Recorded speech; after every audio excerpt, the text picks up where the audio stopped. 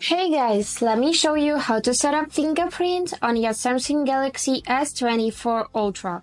But before we start, don't forget to follow to see more useful content. So to do this, we need to simply open Settings first and scroll down till we find Lock Screen and Always On Display tab. Select it and now go in Screen Lock type. And here, in Biometrics, you can see Fingerprints option. So let's enable it.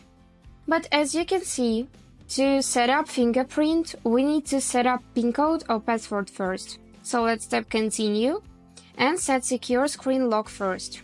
I'm gonna choose PIN. So type in your PIN code and now confirm it. Just like this.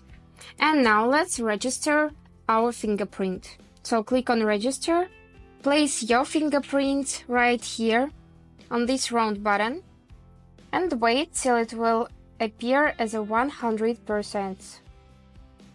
So place it inside the circle. So once the indicator reaches 100%, your fingerprint is registered.